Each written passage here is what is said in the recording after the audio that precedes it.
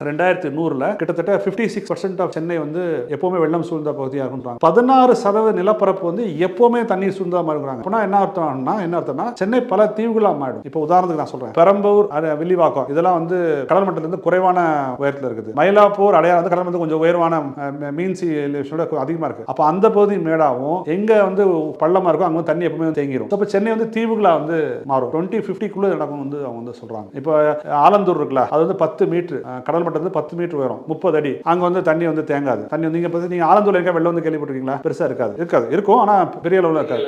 வேளச்சேரியில் இருக்கும், அசோக் நகர்ல இருக்கும், கேகே நகர்ல இருக்கும். ஆனா ஆலந்தூர் ஊருக்குள்ள பெருசா வந்து தண்ணினா கடல் மட்டத்தில் உயர்ந்து கீழே வடி, அது சயின்ஸ். உயர்வா தண்ணி வடிஞ்சு ஓடிடும். அதான் நம்ம சயின்ஸ். மூன்றாவது விஷயம், கடல் தண்ணி உள்ள வரது ஒரு பக்கம். 16% ஆஃப் சென்னையோட லேண்ட் மாஸ் வந்து பெர்மனண்டா இனண்டேட், பெர்மனண்டா தண்ணி கீழே போயிடும். 16% அது எந்தெந்த பகுதியெல்லாம் கடல் மட்டத்தில் குறைவான உயர்வில் இருக்கோ, தாழ்வான பகுதி இருக்கோ, அது வந்து வெள்ளம் சொல்லும். அந்த பகுதியில் 10 லட்சம் மக்கள் நிரந்தரமாக பாதிக்கப்படுவாங்கன்னு சொல்லி சொல்றாங்க. சோஷியல் இன்ஃப்ராஸ்ட்ரக்சர் 18 மெட்ரோ ஸ்டேஷன் எப்போ வெள்ளம் சூழ்ந்த பகுதியாக போயிடும். இதெல்லாம் 60-70 வருஷத்துக்குள்ள. இப்போ நம்ம கேட்டு மெட்ரோ ஸ்டேஷன்ல 18 ஸ்டேஷன் வெள்ளம் சூழ்ந்த பகுதிக்குள்ள போயிடும். Bus stops, PHCs, health centres, cyclone shelters, இதெல்லாம் சோஷியல் ஸ்ட்ரக்சர்ஸ், அதாவது சமூக கட்டுமானங்கள். இப்போ நீங்க ஒரு புயல் வந்துச்சுன்னா மக்கள் போய் எங்க தங்கிப்பீங்க? அந்த சைக்ளோன் ஷெல்டர் அதுவே தண்ணிக்குள்ள போயிடுச்சுன்னா உங்களுக்கு பிரச்சனையா இருக்கும் இல்லையா? ஸோ இது மாதிரி சோஷியல், இது நாங்க சொல்ல, நீங்க ஒண்ணு ஏதோ நாங்க பூலை நம்பர் சொல்றோம், இது சென்னை மாநகராட்சி சொல்லிக்கின்ற ஒரு அறிக்கையின்படி தான் நான் சொல்றேன். ஸோ நீங்க சோஷியல் ஸ்ட்ரக்சர்ஸ் பாதிக்கப்படும், ஹெல்த் பாதிக்கப்படும், ஹீட் வேவ்ஸ், நீங்க வந்து கடுமையா வந்து வெப்ப அலைகள் வந்து வரும். ஸோ ஆஸ்பெக்டாசியில் வாழக்கூடிய வெளிமலை மக்கள் வாழக்கூடிய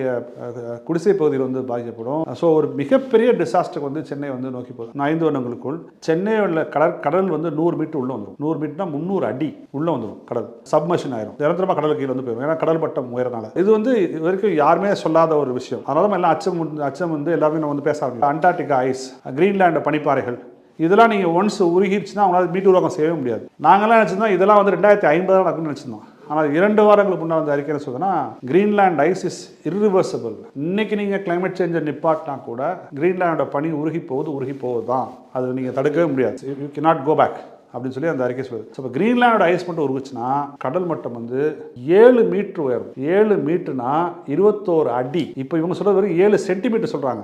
இன்னைக்கு இந்த 100 மீட்டர் கடல் உள்ள வரதே கடல் மட்டம் வந்து 7 சென்டிமீட்டர் உயரும். ஸோ 100 மீட்டர் உள்ள வரும்னு சொல்றாங்க. 21 அடி வந்து உயரப்போகுது கடல் மட்டம். இப்போ நீங்க வந்து அண்டார்டிகாவோட ஈஸ்ட் அண்டார்டிகா உருகி போச்சுன்னு வச்சுக்கோங்களேன், அது உருகாது. உருகுச்சுன்னா நீங்க உலகத்தை வாழ முடியாது. அது உருகுச்சுன்னா உருகாதுன்னு நம்புவோம். அது வந்து அந்த அளவுக்கு நாடுகள் விட மாட்டாங்க. ஆனால் அது உருகிச்சுன்னு ஒரு ஆர்குமெண்ட் எடுத்தோம்னா 249 அடி கடல் மட்டம் உயரும். 49 அடி கடல் மட்டம் உயர்ச்சுன்னா கடல் எங்க இருக்கும்? கோயம்புத்தூர்ல இருக்கும். இல்லை வந்து நீங்கள் வந்து பெரம்பலூர், அரியலூர் இருக்கும். ஒரு இதுக்காக சொல்கிறேன், சரியா? உதவிக்காக சொல்கிறேன். இந்த அறிக்கையில் ஏன் டெஃபிஷியன்சி இருக்குன்னு நாங்கள் சொல்கிறோம்னா, 2 வாரங்களுக்கு முன்னாடி அறிக்கை வந்து கிரீன்லாண்ட் ஐஸ் வந்து கம்ப்ளீட்டாக போயிருன்னு சொல்லிட்டாங்க. கிரீன்லாண்ட் ஐஸ் கம்ப்ளீட்டாக போயிருச்சுன்னா கண்டிப்பாக கடல் மட்டம் வந்து 7 மீட்டர் உயரும். அது வந்து 10 ஆண்டுகள்லையா, 20 ஆண்டுகள்லையா, 30 ஆண்டுகள்லையா, இல்லை 2080 20100 இப்போ கொஸ்டின் மார்க். ஆனால் இவங்க போட்டுக்கு 2100 வரைக்குமே வந்து சொல்கிறாங்க.